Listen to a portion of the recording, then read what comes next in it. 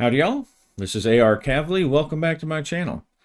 And tonight I'm going to do another not so quick review of one of my favorite RPG books. I haven't had it for as long as some of my other favorite RPG books, but I got it in 2021, which is the year that I kind of came to and learned about and started playing Savage Worlds. I got the Savage Worlds rule book, the deluxe version, off of Amazon. I think I got a couple of them for like $10 each. And then I found this beauty on there. The Savage Worlds of Solomon Kane.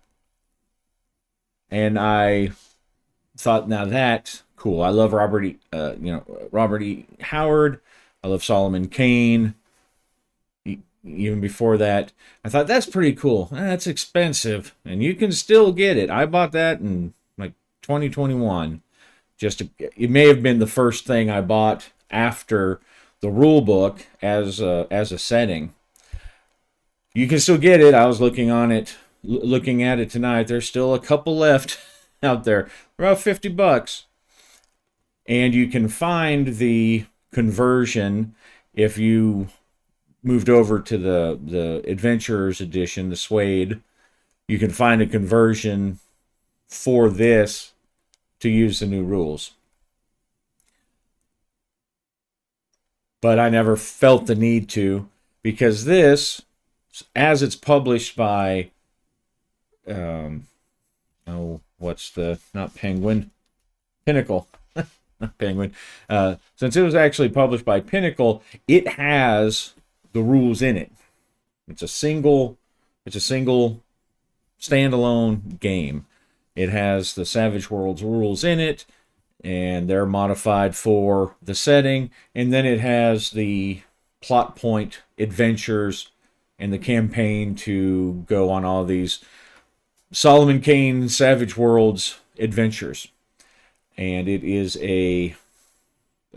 great. We're going to flip through it, and I'll point out, well, all the things that I think are really great about it.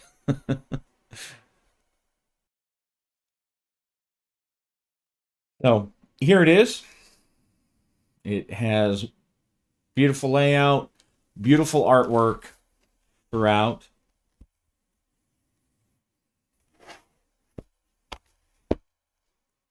And we will start with some of that artwork right there. That's some great stuff. All right, so it starts out like a lot of the Savage Worlds campaign books. There's another great one. It starts out with a introduction to the character or to the world, very similar to like the Lankmar books. And here it describes Solomon Kane and lists the stories that he was in and gives a summary. And that's handy. I've read several of these. Like I said, I like REH's work pretty well. And I like the Solomon Kane stories.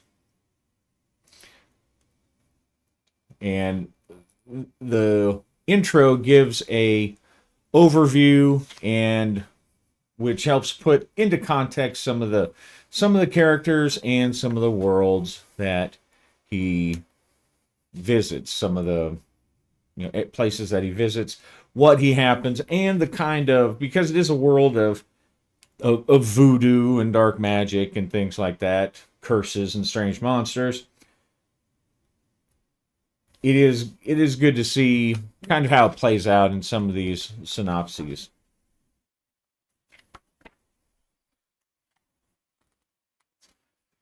Now, this campaign, Solomon Kane, was like late 1500s, I think maybe early 1600s in some of the movies, the other stories. I'm not sure if they gave a year in the movie. I'm not going to go through the whole the character rules, of course, because if you've played Savage Worlds, then you know the character making and the rules to the game. This is the rules for Savage Worlds that are right in here. The character creation, the edges, the hindrances, all those things. Here's a list of some ideas because you're not actually designed if you're going to follow you're not meant to if you're going to follow the plot point campaign. You're not meant to be Solomon Kane. At some point you cross paths with him, and the strength of his convictions leads you on the path of Solomon Kane. And so you'll run across him, and you'll see some of you'll meet some of the characters in the story. Here's some ideas on the type of characters that you might find in his stories. And the advice it gives here is to be the icon, the shining icon of your character type, whether that's good or bad. If you're going to be a cruel inquisitor, then be the cruelest of the cruel inquisitor kind of thing. If you're going to be a pirate, be the most piratey pirate. But it gives a list of the type of characters here. Like I said, I'm not going to go through and talk about character creation because it is common to Deluxe. This system still uses guts, as it is kind of a horror setting, or at least you run into some pretty horrible, spooky kind of things. I think it may have a couple of extra edges to fill out the kind of fencing, swashbuckling kind of thing. Aspect to not thing aspect of the setting.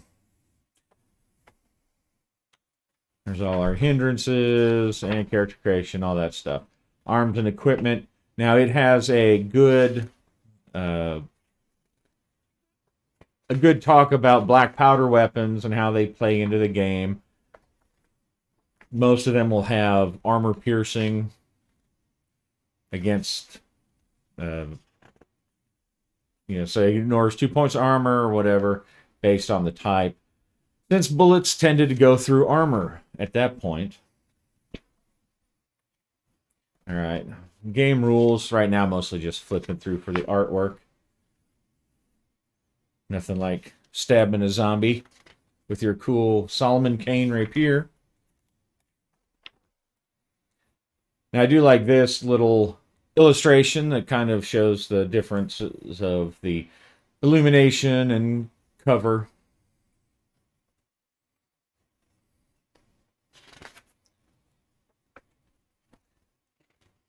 It uses a rule, and I think I've seen it somewhere else, maybe not, but it uses a rule where basically your character is not completely incapacitated unless he takes at least 2 wounds when he's out of wounds. When you get knocked down and you're out of wounds, it kind of counts how many wounds you have in the hit. So even if you are down by, you're at 0, it kind of recounts how many you take after that. So instead of, you're not at -1, or you're not 1 wound negative and you're out. And it adds to kind of the pulpy, the pulpy REH, Howard characters, where they can really take a beating sometimes. But once you get, you still can be incapacitated, and if you get beaten up too bad, you're still going to go out. And you end up having to get a permanent injury.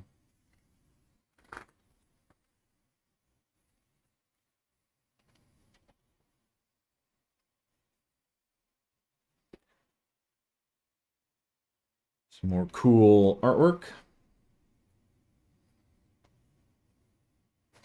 The magic system, magic and deviltry, is similar to that of the Lankmar books where it doesn't use PowerPoints. It uses the casting modifiers. And there's only two arcane backgrounds, shamanism and sorcery. So like most type of games of this genre, you kind of say it's a sword and sorcery genre. He's the swordsman, and most of the magic is deviltry. It's wrong. It's evil. It's not good. It corrupts you. That kind of stuff. So you don't really run across people flinging fireballs. They're more likely to cast a curse kind of thing, and they may have to have a ritual or something to get it to cast. But otherwise, it seems to have most of the same kind of powers that you normally find.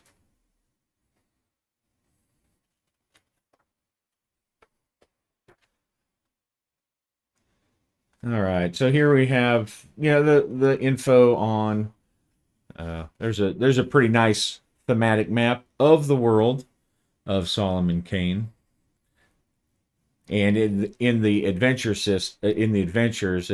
it uses some of the more arcane kind of names for places like Cathay, um, instead of China or whatnot. Here's your GM section talks about how to run the world, which is pretty good advice in a lot of it, because if you're trying to get that particular flavor, then it has some good advice on how to do that. And then you more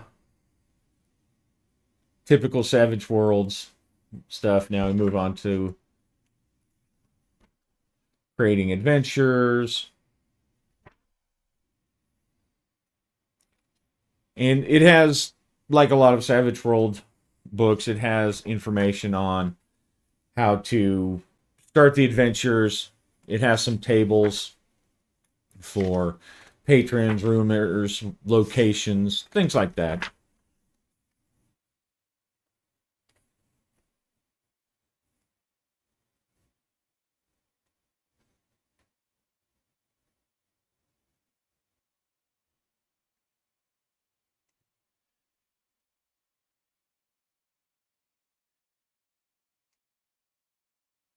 Now here it talks about the adventures where they are in the world. Here's some in the New World: Central America, Cathay, and Europe. And if you're familiar with the plot point campaigns, they're basically a bunch of individual adventures in location. You can run them in any order.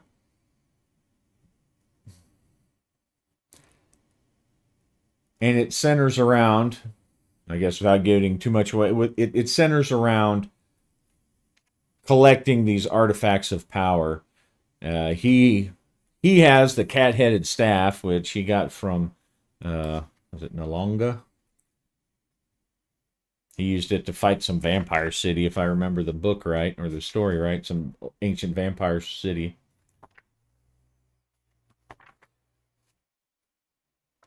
And again, without going through every page, here's a good uh, write up of the old world.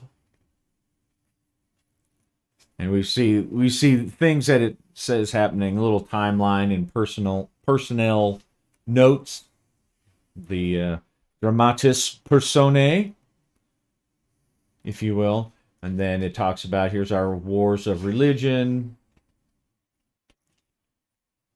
and things that you can incorporate, because you don't have to just run the plot point campaign, right? Um, those are the main, well, plot points of the campaign, but you can throw stuff in between all over the place, right? You can have them off doing all sorts of things, just like any other campaign.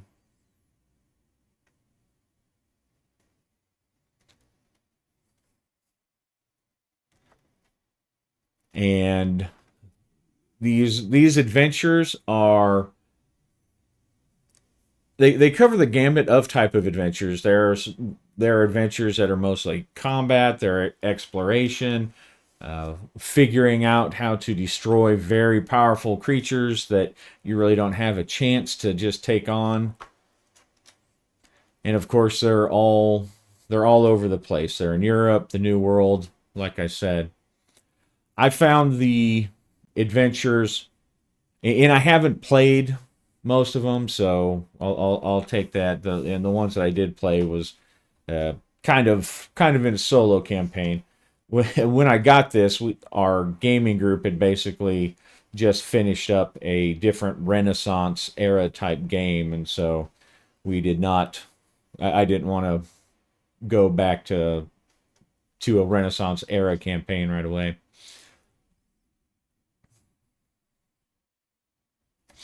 So it has good discussions of you know, the locals, the monsters, the spirits, and just the history of some of these places are pretty interesting too, just on their own. All the wild card characters. It's a Solomon Kane head for the wild card marker.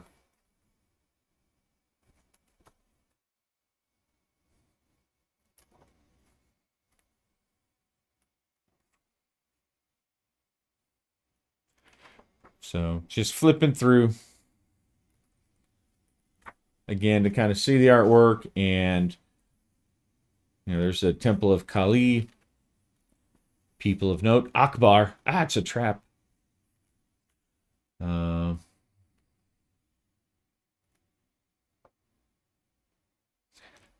and you can see that there are a bunch of some of these big monsters. Like I said, they're tough. They have a lot of attributes as far as edges and skills and stuff. And that's how it's supposed to be. These are things that were never meant to be. Man was never meant to know, or however you want to put it. There's one of the artifacts down there.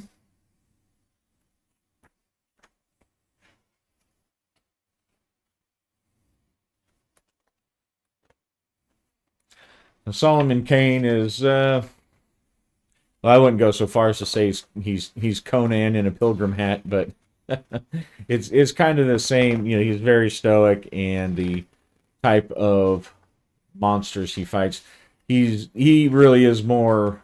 He runs across a lot more sinister Cthulhu type. In fact, Robert E.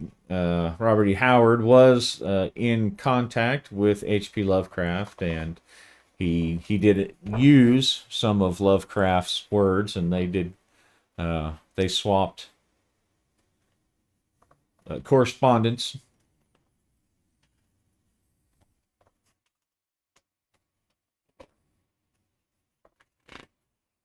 All right. And that's something that's always appreciable, is a big, especially in a book this big. What did we come in at? 338 pages. A good index.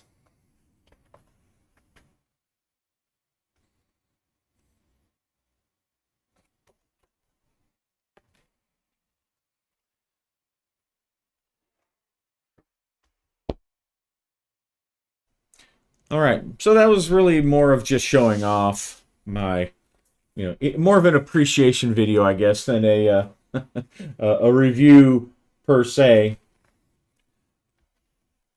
But I love that book, and it's a good product. Aside from the fact that it looks great, it has a lot of good. It has a lot of good adventures. You saw the list of the adventures, so there's a lot there. It's standalone. It has all of the Savage World rules right there.